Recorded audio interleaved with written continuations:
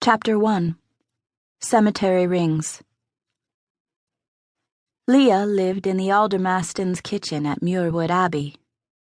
More than anything else in the world, she craved learning how to read. But she had no family to afford such a privilege, no one willing to teach her the secrets, and no hope of it ever happening because she was a wretched. 9 years before, someone had abandoned her at the Abbey gate, and that should have put an end to her ambitions, only it did not. One cannot live in a sweet-scented kitchen without hungering after pumpkin loaves, spicy apple soup, and tarts with glaze, and one could not live at Muirwood Abbey without longing to learn the wisest of crafts, reading and engraving. Thunder boomed above Muirwood Abbey, and water drenched the already muddy grounds.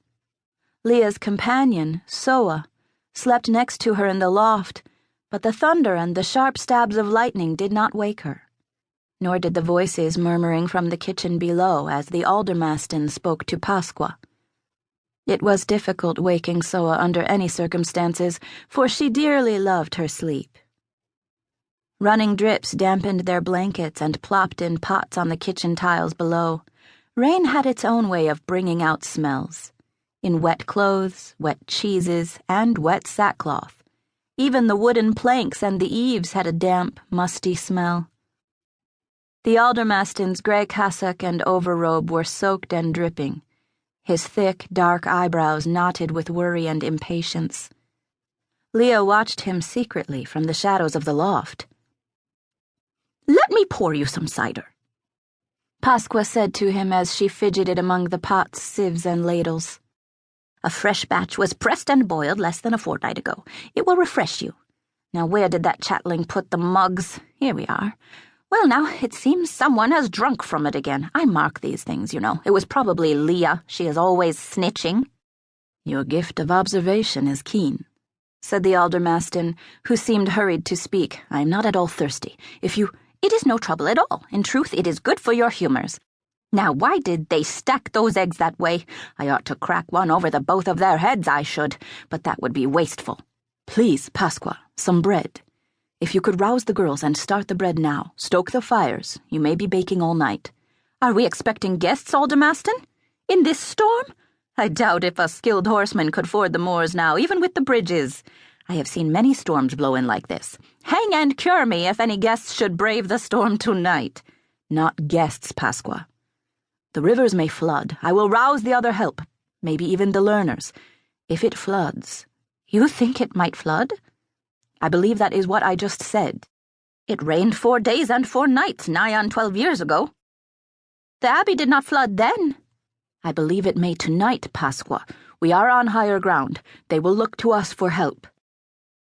Leah poked Soa to rouse her, but she mumbled something and turned the other way, swatting at her own ear. She was still completely asleep.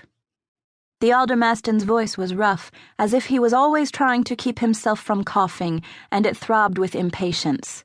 "If it floods, there will be danger for the village. Not only our crops chance being ruined. Bread. Make 500 loaves. We should be prepared." 500 loaves? "That is what I instructed. I am grateful you heard me correctly."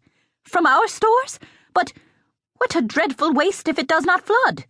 "In this matter, I am not seeking advice. I am impressed that we should prepare for flooding this evening. It is heavy on me now. As heavy as the cauldron in the nook. I keep waiting for it, for the footsteps, for the alarm. Something will happen this night. I dread news of it." "Have some cider, then," Pasqua said, her voice trembling with worry. "It will calm your nerves. Do you really think it will flood tonight?" Straightening his crooked back, the aldermaston roared, "Do you not understand me? Loaves, 500 at least. Must I rouse your help myself? Must I knead the dough with my own hands? Bake, Pasqua. I did not come here to trifle with you or convince you." Leah thought his voice more frightening than the thunder. The feeling of it, the heat of his anger, it made her sink deep inside herself. Her heart pained for Pasqua. She knew how it felt to be yelled at like that.